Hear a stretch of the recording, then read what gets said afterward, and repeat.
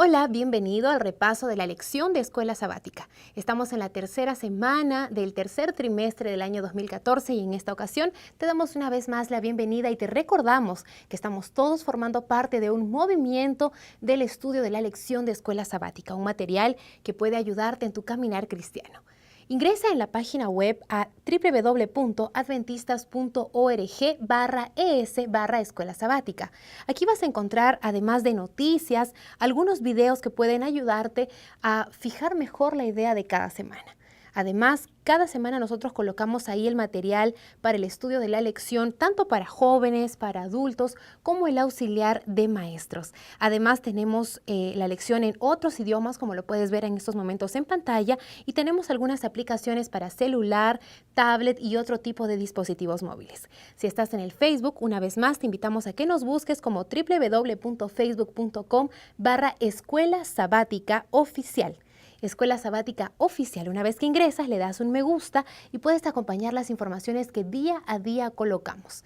Cada semana, nuestro equipo de producción prepara imágenes que puedes imprimir y entregar de repente a tus alumnos en la clase, motivar el estudio de la lección a través de las redes sociales y en este caso el Facebook, y por supuesto también acompañar día a día las frases más importantes de nuestro folleto de Escuela Sabática. Quiero mandar saludos muy especiales a Carla Galindo, que nos sigue en Facebook, ella está en Guatemala, un fuerte abrazo para ti. Está también Jorge Flores de Costa Rica y nuestros amigos de Colombia a través de Mildred Mejía. Si tienes algún comentario, si tienes alguna frase que te impactó de la lección, pues puedes colocarla en tu Twitter o en tu Facebook y al final colocar nuestro hashtag oficial, LesADV.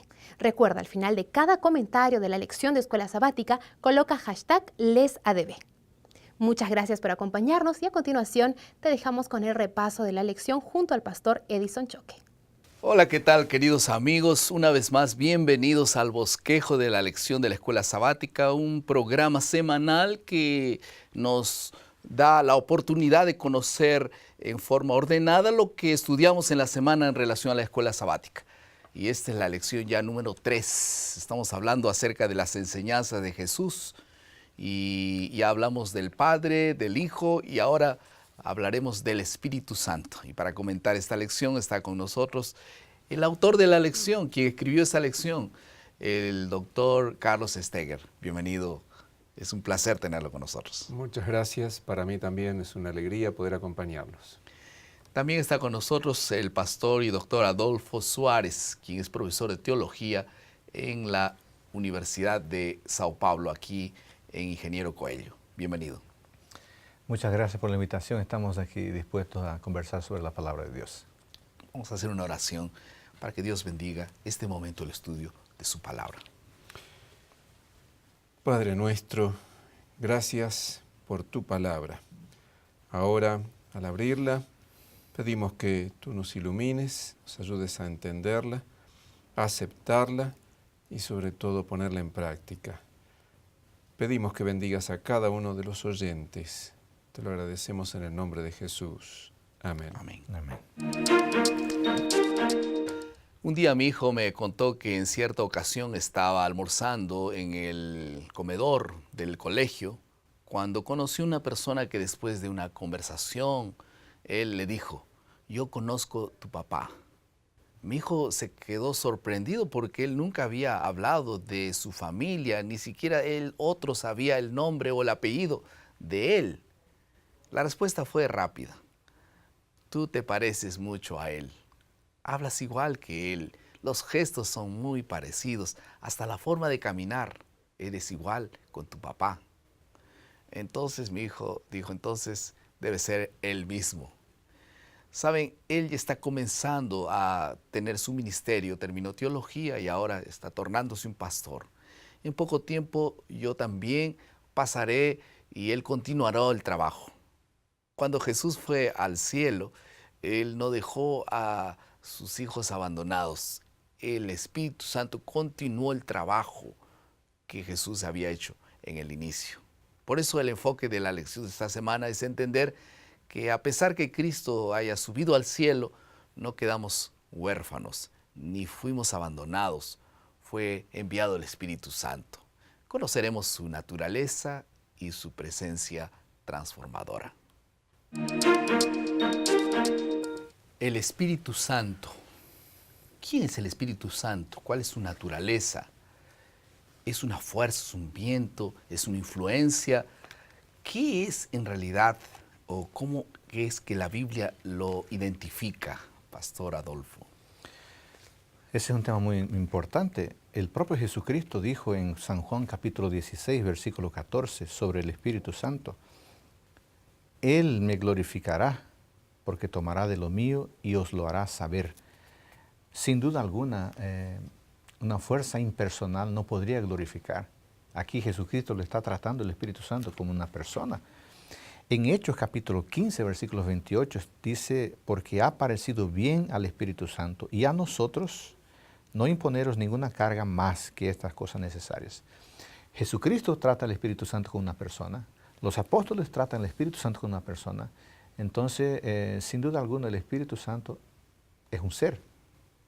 Y la Biblia deja claro también de que el Espíritu Santo es un Dios. Si nosotros vamos al libro de Hechos, al capítulo 5, en el caso de Pedro, conversando con Ananías, Zafira, está dicho aquí en el versículo 3, y dijo Pedro: Ananías, ¿por qué llenó Satanás tu corazón para que mintieses al Espíritu Santo? Y en el versículo 4 dice: no has mentido a los hombres, sino a Dios. ¿Perciben? Es muy clara. El Espíritu Santo y Dios hacen parte de del mismo ser. Por lo tanto, el Espíritu Santo es un ser y el Espíritu Santo es parte de la divinidad. Uh-huh. Y sí. Yo quería agregar, en Hechos 10:38, dice cómo Dios ungió con el Espíritu Santo y con poder a Jesús de Nazaret. Uh-huh.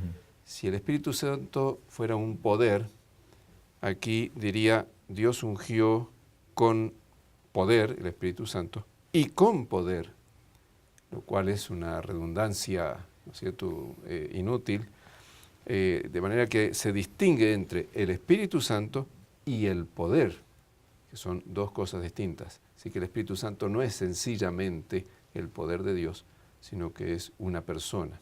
Uh-huh. Y Jesús mismo, cuando se fue, dijo: no voy a dejarlos solos, enviaré al Espíritu Santo. Uh-huh. Él no está diciendo: yo vendré, mi Padre vendrá en forma de, sino Él vendrá el Espíritu Santo. Es bastante claro, ¿no? Sí, y allí en San Juan 14, cuando Jesús habló del Espíritu Santo, dijo: yo rogaré al Padre y os dará otro Consolador para que esté con vosotros para siempre, el Espíritu de verdad. Cuando dice Consolador, está usando la palabra Parácletos, que se refiere a una persona, que puede ser un ayudador, un consejero, un mediador, un intercesor, un abogado. Todas esas son posibles traducciones, uh-huh, pero todas esas palabras se refieren a una persona, no a una fuerza, uh-huh, energía o un poder.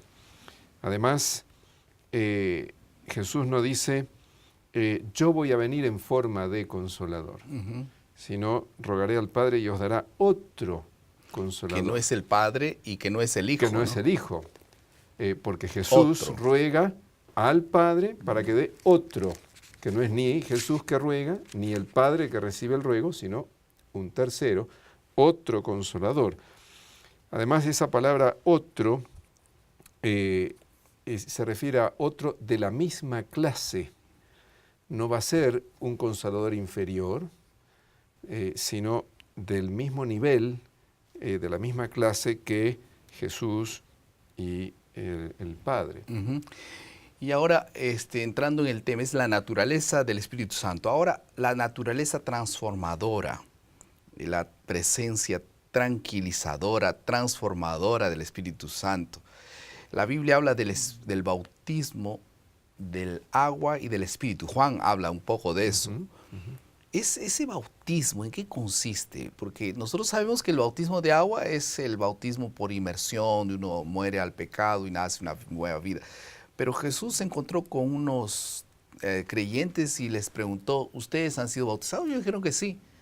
¿Y ustedes conocen del Espíritu Santo? No. Entonces ellos fueron bautizados de nuevo. dice la Pablo. Biblia. Pablo Sí, habla de sí. eso. Entonces, ¿qué es el bautismo del Espíritu Santo? Juan el Bautista anunció que él bautizaba con agua, pero habría de venir el Mesías, y lo señaló, el Cordero de Dios, dijo, Él los bautizará con Espíritu Santo y fuego.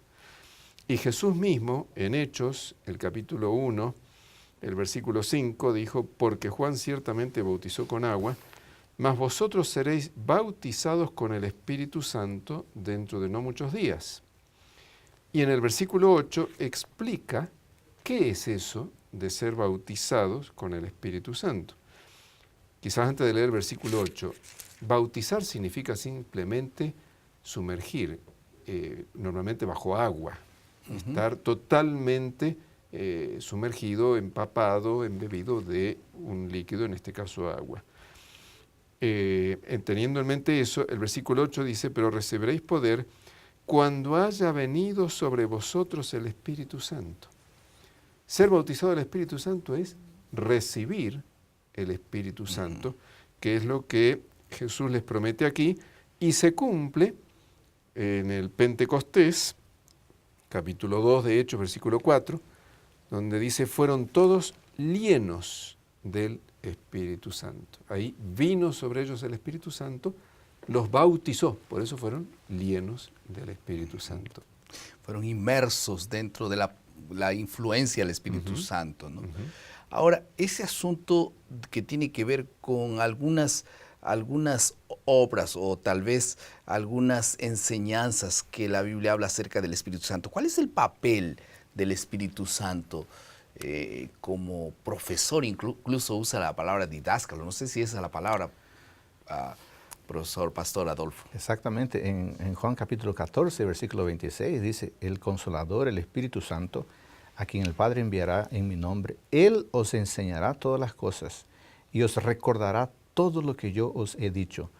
Este es un papel muy importante del Espíritu Santo.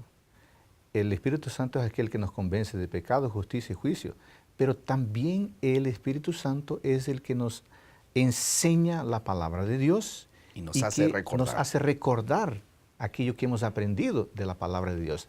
De modo que en este aspecto el Espíritu Santo y Jesucristo son maestros. Debemos rogar a Dios que nos enseñe. Y el maestro que nos enseñe es el Espíritu Santo. Hay cosas que las personas no entienden en la Biblia. El Espíritu Santo puede enseñar. Hay cosas que las personas no recuerdan más, pero quisieran recordar por causa del valor que tienen en ese momento. El Espíritu Santo enseña.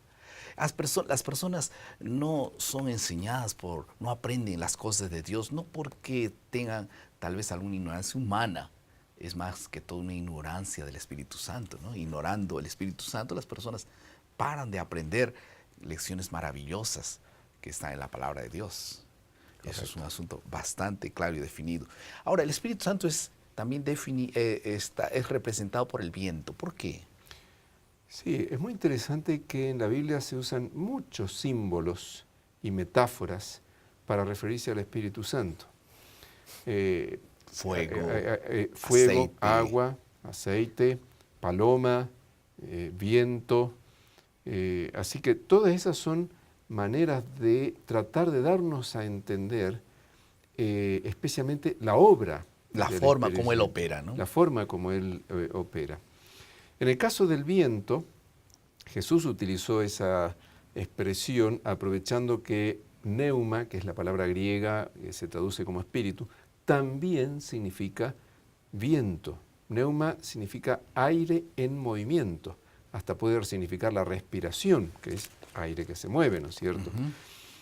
Y Jesús utilizó este doble sentido de la palabra neuma para ilustrarle a Nicodemo cómo obra el Espíritu. Al viento no lo vemos. Nadie dice, allá va el viento. Lo que vemos son las cosas que arrastra el viento, pero el viento en sí no se lo ve. No sabemos de dónde viene. No podemos originarlo. Tampoco podemos detenerlo. ¿Cómo quisieran los seres humanos detener al viento? O desviarlo. El viento nos supera totalmente. Lo único que podemos hacer como seres humanos es o resistirlo o dejarnos llevar por el viento. Si tenemos un barco a vela, desplegar las velas. O si tenemos un molino, hacerlo funcionar, aprovechar el viento. Con el Espíritu Santo pasa lo mismo. No sabemos de dónde, ni cómo, ni cuándo, ni podemos decidir nosotros cuándo va a obrar, ni cómo lo va a hacer. Pero sí podemos o resistirlo, o dejar que obre y nos beneficie. Por eso es que hay tantas formas y diversas maneras como él actúa en la vida de gente, de personas. La conversión no todos los que se convierten tienen una misma experiencia, son diversas experiencias porque el Espíritu Santo se mueve de diversas maneras. Vamos a pasar a la penúltima parte de nuestro bosquejo, que es la aplicación. Para aplicar esta lección, tal vez 3 asuntos bien puntuales. En primer lugar, mucha gente se pregunta en relación a la expresión bíblica del pecado contra el Espíritu Santo. ¿Qué significa pecar contra el Espíritu Santo? Porque hay una palabra allí que no es pecado contra el Espíritu Santo, sino también blasfemia contra el Espíritu Santo. Y esa es una evidencia más de que el Espíritu Santo es Dios, porque blasfemia es solo contra Dios, ¿no? Exactamente. Sí, Jesús en Mateo 12, cuando estuvo dialogando, discutiendo allí con los fariseos que lo acusaban de que él echaba demonios en nombre de Belcebú, del diablo, él les dijo, miren, ustedes están blasfemando contra el Espíritu Santo, porque tenían todas las evidencias de que era Dios el que estaba obrando, pero lo estaban negando, rechazando. El pecado contra el Espíritu Santo no es un acto puntual, sino que es un proceso de rechazo continuo, constante, deliberado, intencional contra el Espíritu Santo. El Espíritu Santo nos llama y no es querer escuchar. Y no queremos escucharlo, al contrario, le damos la espalda. Y cuando eso lo repetimos y lo repetimos y lo repetimos, no es que el Espíritu deje de llamarnos, sino que nosotros cauterizamos la conciencia. Exactamente. Nos ponemos incapaces de responderle. Y ojalá que nosotros tengamos sensibilidad permanente para oír y actuar de acuerdo al llamado del Espíritu Santo. Perdón, y si alguien de los que nos escucha tiene miedo de haber cometido el pecado contra el Espíritu Santo, esa es la mejor evidencia que todavía no llegó a ese punto. Porque si ya hubiera pecado contra el Espíritu Santo, no tendría nada, ni miedo ni nada. No, exactamente. Todavía hay esperanza para él. En segundo lugar, el Espíritu Santo concede dones espirituales a sus hijos. ¿Tú los conoces? ¿Sabes cuáles son esos dones? ¿Tú ya oraste para que Dios coloque en tu corazón algunos dones para servirlo efectivamente en su causa? Dios te bendiga en este grande deseo de colocar tu vida y tus dones que los otorga el Espíritu Santo al servicio de Dios. Vamos a la última parte de nuestro bosquejo, que es la creatividad. Lucas dice que después del recibimiento del Espíritu Santo, el pueblo de Dios sería habilitado para testificar. Es imposible tener el Espíritu Santo y al mismo tiempo quedarnos indiferentes al llamado de Dios para testificar. Un día Dios preguntó a Moisés, ¿qué tienes en tu mano? Hoy Dios hace la misma pregunta, ¿qué tienes en tu mano? Dios ofrece a todos dones espirituales para ser usados en su servicio. Yo quería orar para que Dios pueda usar tu vida, tus dones, para testificar de Dios y el Espíritu Santo te pueda colmar para ser un efectivo testimonio delante de los demás. Vamos a orar. Querido Padre, en esta semana queremos que tú, Señor, nos puedas orientar, llenar y conducir a un testimonio efectivo delante de la gente. No sé quién está necesitando, tanta gente que está necesitando tu amor, tu misericordia, una palabra, y nosotros podamos ser instrumentos y podamos ir para testificar del amor de Dios movidos por el Espíritu Santo. En el nombre de Jesús. Amén. Amén. Amén.